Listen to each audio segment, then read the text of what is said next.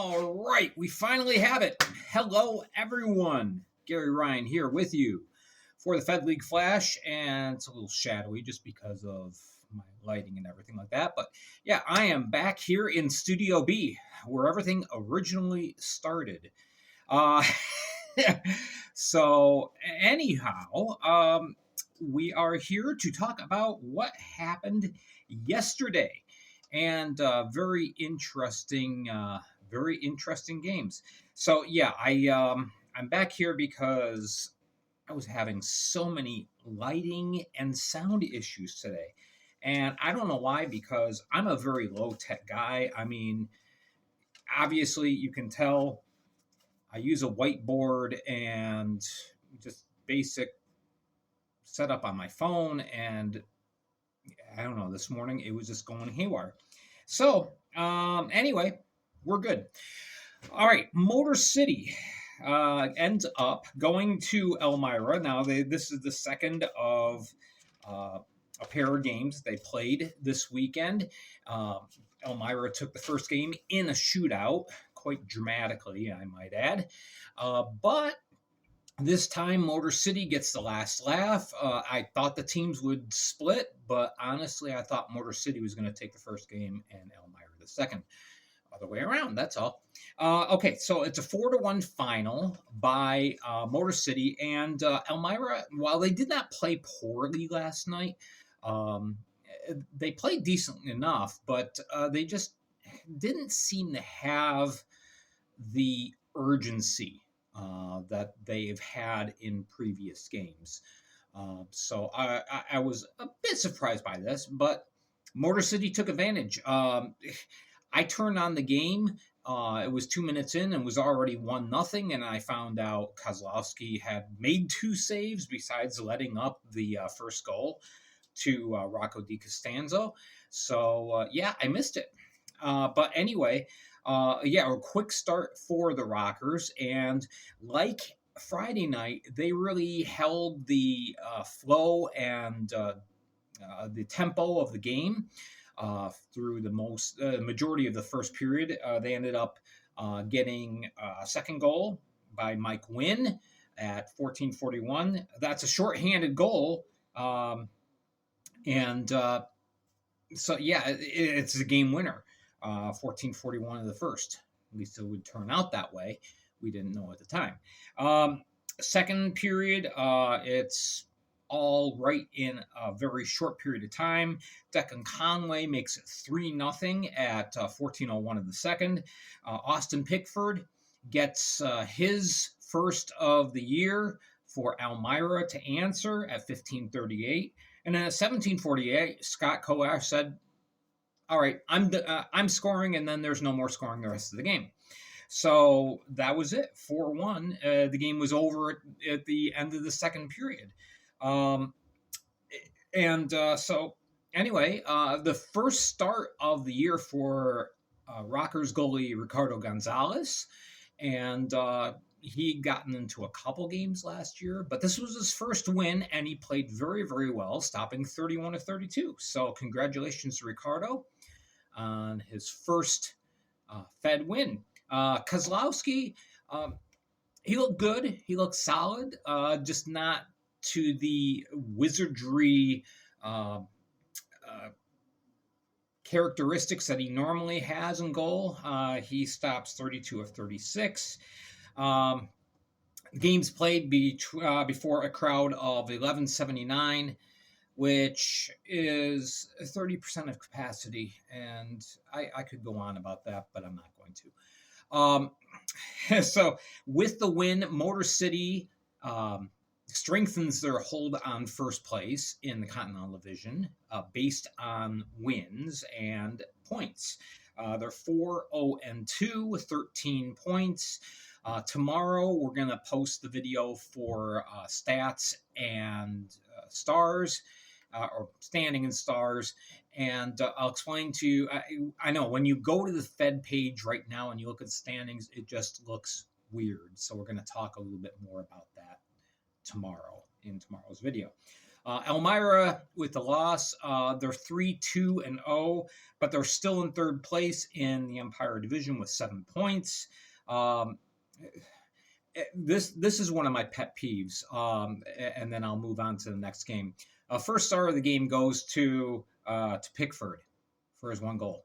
Well, that's great, but okay, there's got to be a different system for picking out the 3 stars because you can't just give it to the home team guy.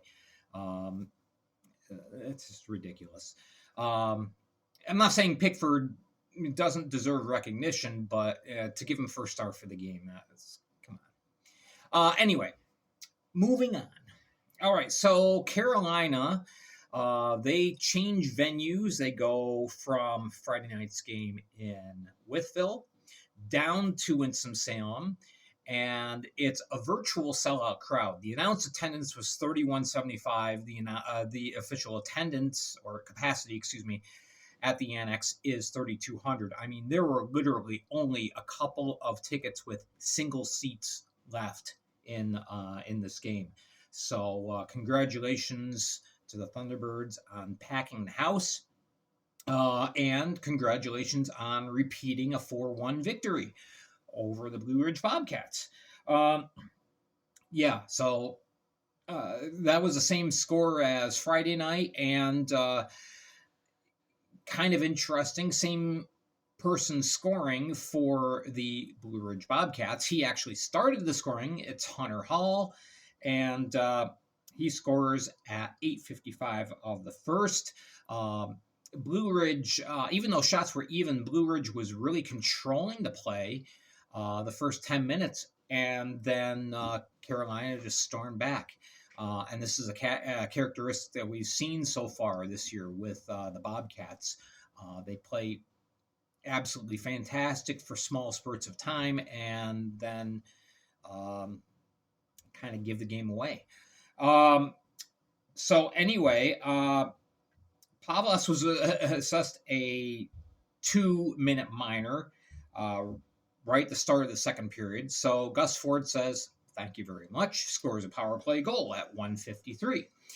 John Butita adds a goal just a minute and a half later. It's 2-0. That was or 2-1, excuse me. That was the game winner right there. Pavlos again gets called for a penalty, this time a high stick, and Gus Ford says, "Thank you very much," scores a power play goal.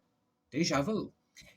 So now it's 3-1, and then Dominic Dumas gets in on the scoring and chips in, and that is at 18:48. That closes out the scoring, just like the Motor City Elmira game. The game is over at the end of the second period. So 4-1. Pavlos was replaced at the start of the third period by Connor Green. Green stopped all 9 shots he faced. And just not the best of nights for Pavlos. Meanwhile, Mario Cavalier stopped 27 of 28 shots, only allowing that 1 goal by Hall, and that was a massive flurry in front. Really not much he could do. So Cavalier had himself a very, very nice weekend. So with the win, Carolina moves up to third in the Continental. Their record is now 3-1, 9 points. Half the Continental Division has 9 points. Blue Ridge, they stay in the basement in the Empire Division, 1-4-1 for 3 points. And I think things will get better once Coach Semi gets more time in with his guys, and there's more chemistry built. I think that there will be more consistency to the Blue Ridge game, but just last night was not their night. All right, the final game, it is Binghamton traveling to Danbury. Danbury licking their wounds from a loss to the Watertown Wolves the day before. Binghamton relatively fresh and comes in, and the quality of this game. Play wasn't bad, but this was probably the worst officiated game of the year in the Fed. It was terrible. And I mean on both sides. I'm not saying one side was favored over the other, but there was at least 5 botched icing calls. There were a bunch of missed calls. There were a bunch of phantom calls. Games like this is why we have the supervisory committee for supervisors, and now they've got some work to do because this crew, I'm sorry, they were awful. The game itself was not awful, though. First period, both teams kind of playing like they were afraid to make a mistake or lose, and so it was very vanilla. No scoring in the opening period. Second period, things start to heat up. The rivalry continues, and there's a big skirmish at 9:36 of the second period involving Jasso and Smith and Samaro and Yao and Abdella. And there's like a million penalty minutes given out as a result of that. Teams decide to get back to playing, and the line of Nikita Ivashkin, Brendan Stanko, and Connor Smith just takes over for 2 minutes. Ivashkin scores at 12:46. Stanko scores at 14:12, and then Smith contributes at the even 15-minute mark.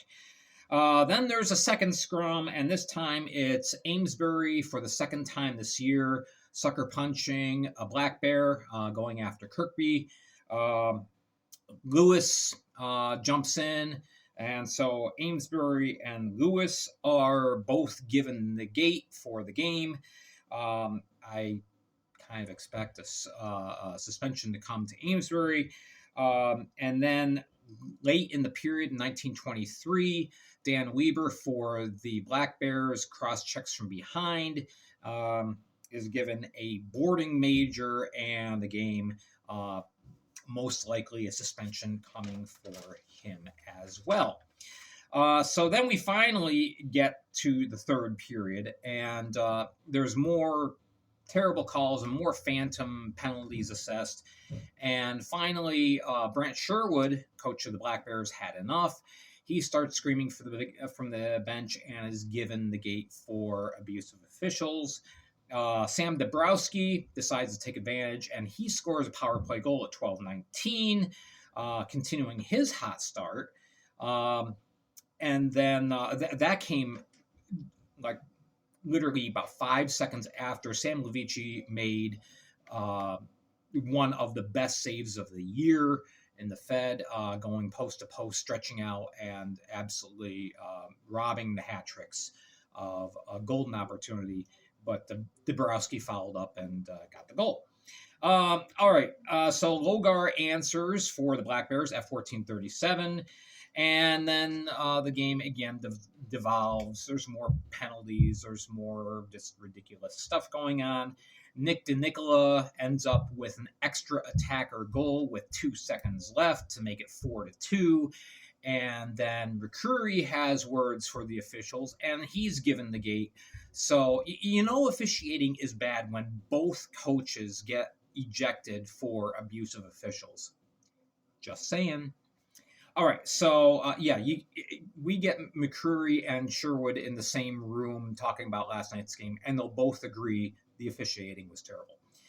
But enough about that. All right, so McCollum stops 34 of 38. First game under 900 save percentage. Oh my, it was only 895. Levechi, he saves 28 of 30. Danbury falls to 3-5, still second in the Empire with 8 points. Binghamton now 5-0-2, 17 points for first place in the Empire Division. So there we go. Those are last night's games. Don't forget, tomorrow we are going to, I'm actually going to record it today, but I'm going to post it tomorrow. We're going to record stars and standings. And also, don't forget, on Spotify tomorrow, Power Rankings number 2 for me, Power Rankings for Week 4 in the Fed. So make sure to tune in to Spotify. Follow me on Spotify at the Fed League Flash, Facebook at the Fed League Flash, and here on YouTube, of course, at FPHL Flash. Make sure to hit like and subscribe. Thank you so much for watching, for all your support, and we will catch you again tomorrow.